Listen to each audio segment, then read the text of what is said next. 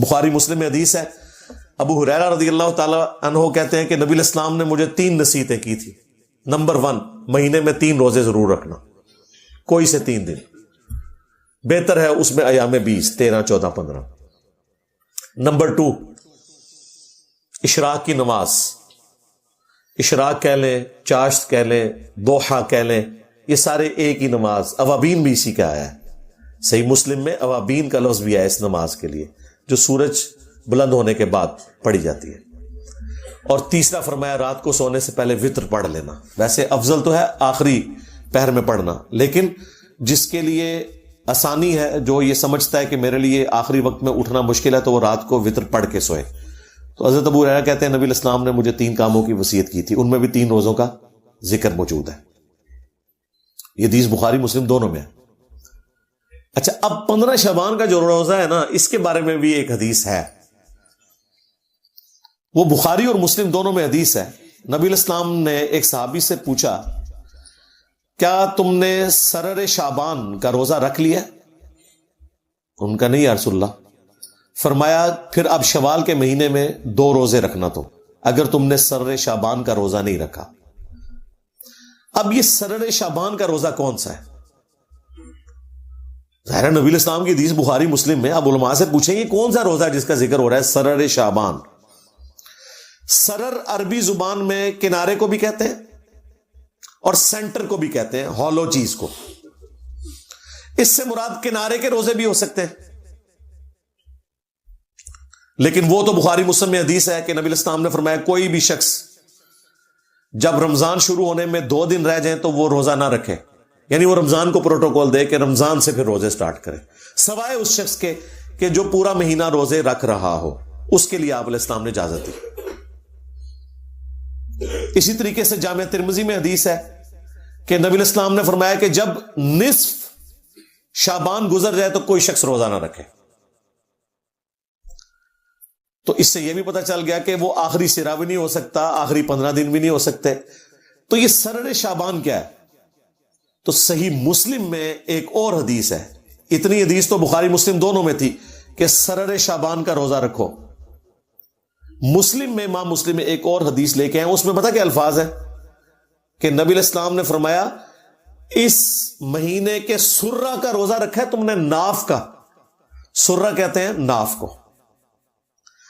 اب ناف آلموسٹ جسم کے سینٹر میں ہوتی ہے، تو جو میں کہہ رہا تھا سرر کا ترجمہ کنارہ بھی بن سکتا ہے اور سینٹر بھی۔ مسلم شریف میں واضح الفاظ ہیں سرہ، ناف، نیول انگلش میں ہم کہتے ہیں، اس کا روزہ۔ تو یہ جو ناف کا روزہ ہے یہ 15 شعبان کا روزہ ہی بنتا ہے۔ اور عموماً تو میں نے آپ کو کئی احادیث بتا دی ایام 20 کے روزوں سے متعلق کہ نبی علیہ السلام تو 13، 14، 15 خواہ وہ شعبان کی ہو، خواہ وہ شوال کی ہو یا اور کسی مہینے کی، یہ 3 روزے تو آپ نے رکھنے تھے اور وہ آپ کی روٹین تھی، خاص سفر ہو حضر ہو۔ 15 شعبان کا روزہ ویسے بھی عمومی سنت میں بھی آتا ہے، لیکن اسپیسیفکلی بخاری مسلم کی جو احادیث ہیں اس پہ گواہ ہیں کہ سرر شعبان یا سرہ کا روزہ 15 شعبان کا نبی علیہ السلام نے تلقین فرمایا کہ یہ رکھنا ہے، یہ 15 شعبان کا روزہ بنتا ہے۔ اس روزے کا شب برات کے روزے سے کوئی تعلق نہیں ہے، ان 2 چیزوں کو مکس نہیں آپ نے کرنا۔ جس طرح وہ آیت ادھر سے اٹھاتے ہیں، حدیث ادھر سے اٹھاتے ہیں، پھر اس کو جوڑ کے رزلٹ نکالتے ہیں، اور دونوں طرف پھر ایکسٹریم رویے ہیں۔ جب ہم اہل حدیث کو قائل کرتے ہیں، حالانکہ خود انہوں نے ترجمے کیے ہوئے ہیں، وہ کہتے ہیں نہیں نہیں، اس سے تو پھر بریلوی 15 شعبان کا روزہ نکال لیں گے۔ بھئی ان کو چھوڑیں، آپ اپنی بات کریں۔ وہ تو کل کو آپ پھر مسلم کی حدیث کا انکار کر دیں گے کہ نبی علیہ السلام نے اپنی پیدائش کی خوشی میں روزہ رکھا کہ جی وہ بریلوی کہیں گے جی میلاد منانا ثابت ہو گیا۔ تو ثابت ہے نا یار، اس میں کون سا مسئلہ ہے؟ جو قرآن و سنت میں آیا اس کو مانو اور جتنا آیا مانو۔ بریلوی بھی یہ نہ کریں کہ وہ سرر شعبان یا سرہ کا روزہ لے کے تو وہ کہیں جی شب برات کا روزہ ثابت ہو گیا۔ بھئی اس طرح کرنے سے روزے نہیں ثابت ہوتے۔ جتنی بات ہے ہم اس کو مانتے ہیں، ایکسپٹ کرتے ہیں اور پوری ایمانداری کے ساتھ اسے پبلک کے سامنے رکھتے ہیں۔ لہذا اگلی اتوار اور سوموار کی درمیانی رات، یعنی یہ بنے گی 18 اور 25 فروری 2024 کو، جب 25 فروری گزر جائے گا تو وہ رات آ جائے گی، یعنی 26 کا روزہ بنے گا، 26 فروری کا 2024 کے اندر،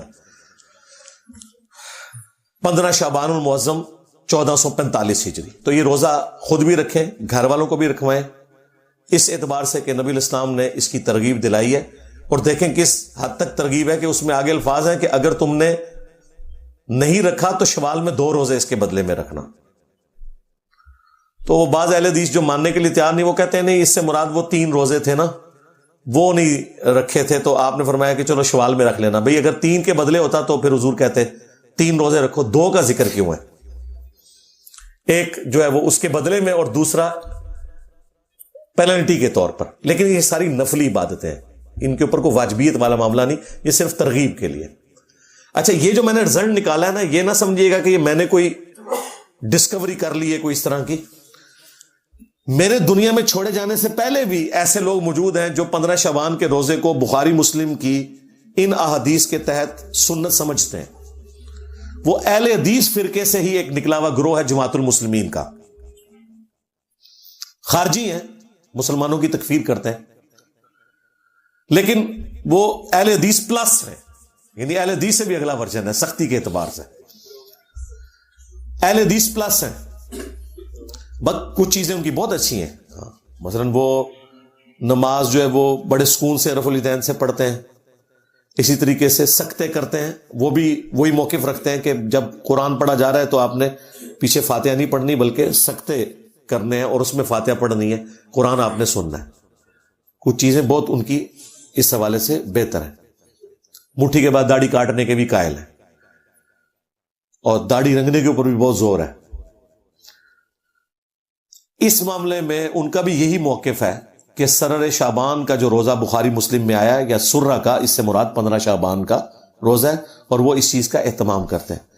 بہتر تو یہ کہ شعبان میں جتنے روزے آپ رکھ سکتے ہیں رکھیں، 13 14 15 3 روزے رکھ لیں، 3 نہیں رکھ سکتے ایٹ لیسٹ 15 شعبان کا روزہ ضرور رکھیں، تاکہ رمضان کے روزوں کے آنے سے پہلے ایک تھوڑا سا آپ کی پریکٹس والا معاملہ بھی ہو جائے، اور یہ ایک فضیلت بھی اس حوالے سے آپ کو حاصل ہو جائے کہ نبی الاسلام نے اس روزے کی ترغیب دلائی ہوئی ہے۔